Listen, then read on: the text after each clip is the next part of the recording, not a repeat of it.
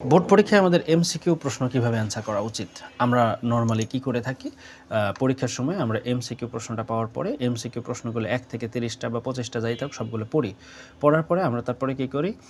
সেই এমসিকিউ গুলোকে আমরা দাগাই। কোনটা সঠিক, কোনটা পারলাম দাগানোর পর লাস্টে এসে ওএমআর ফিল আপ করি। এটা সবচেয়ে একটা ভুল প্রসেস আমার দৃষ্টিতে। আপনি যেভাবে প্রশ্ন পড়বেন, আপনি মার্ক করবেন, তারপর ওএমআর ফিল আপ করবেন। এতে করে আপনার ৫ টা মিনিট মিনিমাম লস হবে বা ৭ মিনিট লস হয়ে যাবে। এটা আপনাকে বড় ধরনের ঝামেলায় ফেলবে, ট্র্যাপে ফেলবে।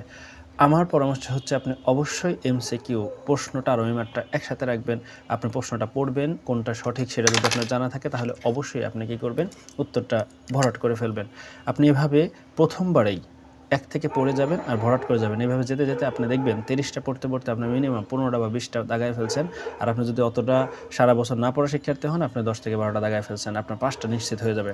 আর যদি এর চেয়ে কমও হয় তখন আপনি বুঝতে পারবেন যে আপনার কম হয়েছে, পাসের জন্য আরও কিছু দরকার। সো অবশ্যই আপনি এমসিকিউ যখন অ্যান্সার করবেন, অবশ্যই আপনার উচিত হবে প্রশ্ন পড়া, সাথে ওএমআর ফিল আপ করা। প্রশ্ন পড়া, ওএমআর ফিল আপ করা। Best of luck.